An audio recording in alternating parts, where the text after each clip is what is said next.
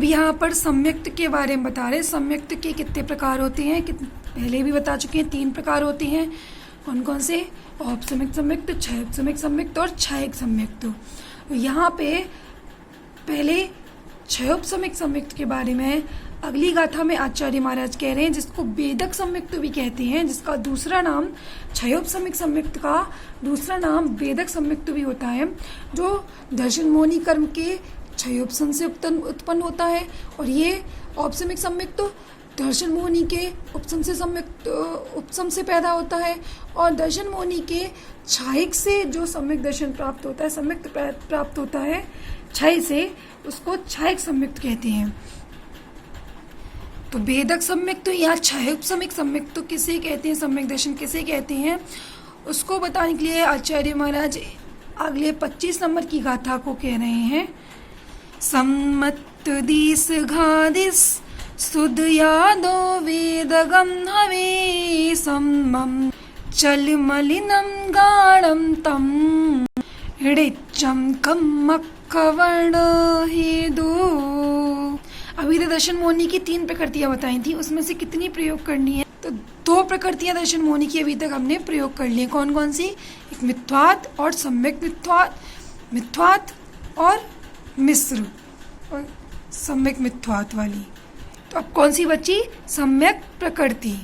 कहाँ का यूज करनी थी हमने? वो पहले गुणस्थान में कौन सी प्रकृति दर्शन मोहिनी की प्रयोग की थी, उपयोग की में लाए थे? मिथ्वात की। और दूसरी गुणस्थान में कोई सी भी प्रकृति को उपयोग नहीं लाए दर्शन मोहिनी की। और तीसरे गुणस्थान में सम्यक मिथ्वात प्रकृति का उपयोग किया। अब चतुर्थ गुणस्थान से एक और प्रकृति का यूज कर रहे हैं, जिसका नाम है सम्यक्त प्रकृति।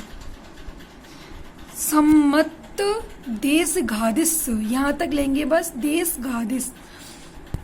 जो सम्यक्त नाम की देशघाती प्रकृति है, उस प्रकृति के उदयादो, यहाँ से संधि विच्छेद करेंगे तो क्या निकल आएगा? उदयादो, उदय होने पर, सम्मम वेदगम हवे।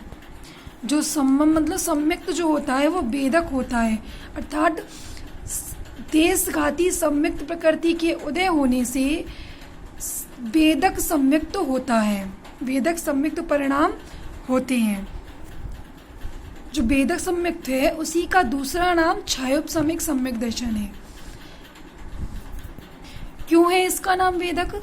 क्योंकि यह सम्यक प्रकृति का वेदन करता है, अर्थात सम्यक प्रकृति का ये अनुभव करता है, इसलिए इसका नाम क्या है? वेदक सम्यक्त। इसमें थोड़ा सा अंतर है। यदि क्षयोपसम्यक सम्यक कहते हैं तो कर्म के क्षयोपसम पर ध्यान जाता है, और यदि वेदक सम्यक कहते हैं तो इसको वेदने की तरफ से ध्यान जाता है।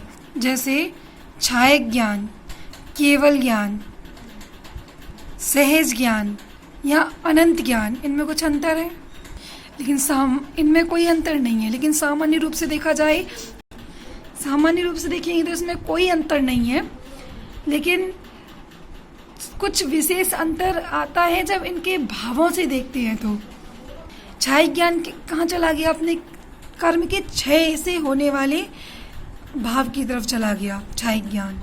केवल ज्ञान मात्र एक ही ज्ञान, उसके बारे में चला गया। ज्ञान मतलब ज्ञान हो गया, सिर्फ एक ही ज्ञान है, तो वो केवल ज्ञान के रूप में ले ली। हालांकि अंतर ज़्यादा नहीं है, कुछ भी नहीं है, एक ही है, एक ही के ही पर्यायवाची हैं। तो वेदक और क्षयोपसम्यक सम्यक दर्शन एक ही है, लेकिन ये दोनों पर्यायवाची हैं। तो क्या अर्थ निकला कि देशघाती सम्यक प्रकृति के उदय होने से जो आत्मा के परिणाम होते हैं उनको वेदक या क्षयोपसम्यक सम्यक दर्शन कहते हैं। अब क्या होता है क्षयोपसम्यक सम्यक दर्शन में? तो आगे कह रहे हैं चल मलिनम अगाढ़म। चल मलिनम अगाढ़म। उस क्षयोपसम्यक सम्यक दर्शन में चल, मल और अगाढ़, इन 3 चीजों का वह जीव वेदन करता है। और अब वो वेदक सम्यक और क्षयोपसम्यक सम्यक कैसा है? हृदिचम यानी नित्य है, लंबे काल तक है। और कम्मक खवड़ हेतु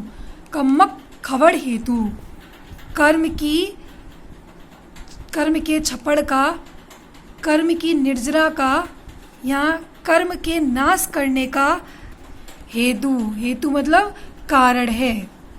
तो क्या बन जाएगा? वे परिणाम चल मल मलिन या अगाढ़ होते हुए भी नित्य हैं। कौन से परिणाम? जो छायव सम्यक सम्यक दर्शन के होते हैं, छायव सम्यक सम्यक दृष्टि के होते हैं। कौन से परिणाम? चल मल अगाढ़ होते हुए भी नित्य हैं, वो काफ़ी समय वाले, लंबे समय वाले हैं। अर्थात जगन्य अमूर्त, इसका क्या काल बताया? जगन्य अंतर्मूर्त से लेकर उत्कृष्ट 66 सागर पर्यंत जिनका समय है, इतनी देर तक, इतने टाइम तक क्षयोप सम्यक सम्यक दर्शन रहता है। जगन्य कितना? अंतर्मूर्त, उत्कृष्ट 66 सागर, जो कर्मों की निर्जरा का कारण है, कर्मों की निर्जरा के कारण है। कौन? सम्यक, क्षयोप सम्यक सम्यक दर्शन। इस प्रकार से गाथा में क्षयोप सम्यक सम्यक की उत्पत्ति और उसमें जीव के साथ में होने वाली अवस्था और उसकी विशेषता, ये 3 बातें बताई। अपन देखेंगे क्षयोपशम वास्तव में कहते किसको हैं और क्यों यहाँ पर क्षयोपशमिक पने की बात बन रही है। अभी तक क्षयोपशम शब्द अनेकों बार आया है, लेकिन अपन ने साधारण अर्थ निकाला था। अब इसकी मूल जो परिभाषा है उसको जानते हैं। 3 शर्तें हैं उसमें, क्षय, उपशम और उदय। तो शब्द में ही दे रखा है क्षय और उपशम, तो 2 शब्द तो इसी में दे रहे हैं। तो क्षय किस बात का है और उपशम किस बात का है? तो क्षय है वर्तमान कालीन सर्वघाती स्पर्धकों का उदयाभावी क्षय। क्या? वर्तमान कालीन सर्वघाती स्पर्धकों का उदयाभावी क्षय। अब इसमें सारे शब्द नए नहीं आ गए, लेकिन कोई बात नहीं, समझ में आ जाएगा। जब तक हम पहली बार नहीं समझेंगे, पहली बार नहीं सुनेंगे शब्दों को, तो दूसरी बार कैसे समझ में आएगा। अब ये क्षय और जो अपन क्षयक भाव की बात करते हैं, ये दोनों अलग अलग हैं। वहाँ क्षय क्या होता है? पूरा पूरा कर्म का नाश कर देना, वो क्षय कहलाता है, उससे क्षयक भाव बनता है। लेकिन ये क्षय अलग है। अब ये सर्वघाती स्पर्धक, तो स्पर्धक कितने प्रकार के होते हैं? 2 प्रकार के, सर्वघाती और देशघाती। सर्वघाती स्पर्धक कहते हैं जो अपने विविचित गुणों का पूरा पूरा घात कर देता है, उसे सर्वघाती स्पर्धक कहते हैं। जैसे ज्ञान को ले लो, ज्ञानावड़ी कर्म को। अब ज्ञानावड़ी कर्म का पूरा पूरा ज्ञान गुण का पूरा पूरा घात कर दिया, सर्वघाती प्रकृति से पूरा पूरा घात कर दिया, तो क्या होगा? वह जीव जो है कैसा हो जाएगा? अज्ञानी हो जाएगा, अज्ञानता आ जाएगी। अज्ञानता भी कैसी? बिल्कुल जड़ जैसी। जैसे कोई पुद्गल है, पुद्गल में कोई ज्ञान नहीं होता, उसी प्रकार का ज्ञान का घात हो जाएगा, तो वो क्या हो जाएगी? सर्वघाती प्रकृति। सर्वघाती जो स्पर्धक है, सर्वघाती पुंज कह लो, पार्टिकल्स कह लो, एक पिंड कह लो, अनुभाग के साथ में, वो भी उस पिंड का, उस कर्मों के पिंड का सर्वघाती क्षय हो जाना। वो उदय में आने के लिए तो तैयार है, लेकिन उसी समय उसकी जो शक्ति है वो कन्वर्ट हो जाए, उसकी शक्ति सर्वघाती स्पर्धक की हीन हो जाए और वो कन्वर्ट होके दूसरी चीज में आ जाए। मतलब इतनी हीन हो जाए कि हमें फील ही ना हो कि ये सर्वघाती था, सर्वघाती कर्मों का पिंड था। सर्वघाती के अनुभाग या सर्वघाती की शक्ति इतनी हीन हो जाना कि उसमें सर्वघाती का बिल्कुल नाश हो जाए, वो सर्वघाती लगे ही ना। वो अब इतनी हल्की हो गई कि जीव के गुणों का पूरा पूरा घात करने में समर्थ नहीं रहे। उसको बोलते हैं सर्वघाती स्पर्धकों का उदयाभावी क्षय। आगे की स्लाइड में हम दिखा दे रहे हैं आपको कि क्या है उदयाभावी क्षय, क्या है।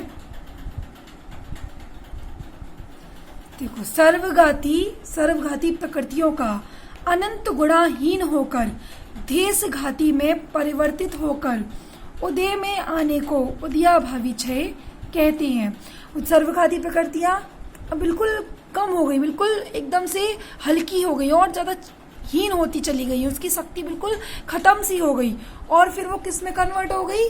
देशघाती में।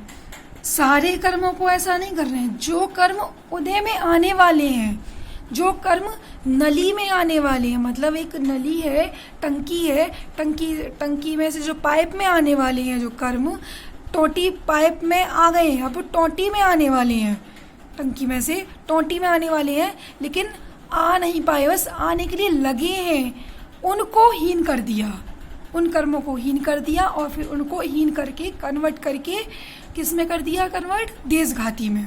जैसे एक मजदूर होता है, मजदूर क्या करता है कि एक दिन काम किया, खाया पिया, फिर उसने अगले दिन के लिए फिर काम किया।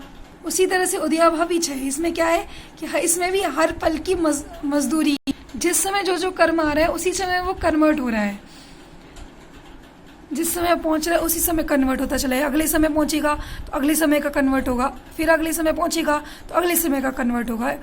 इसे और पैराग्राफ से और अच्छे समझ लेंगे उससे, ग्राफ से। तो ये क्या हो गया, उदयाभावी 6। अब वही उदयाभावी 6 तो क्या है, वर्तमान 6 क्या है, तो वर्तमान कालीन सर्वघातियों का उदयाभावी 6।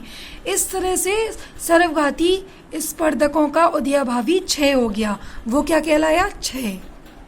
अब उपसम, भविष्य में उदय में आने योग्य सर्वघाती स्पर्धकों का सदवस्था रूप उपसम।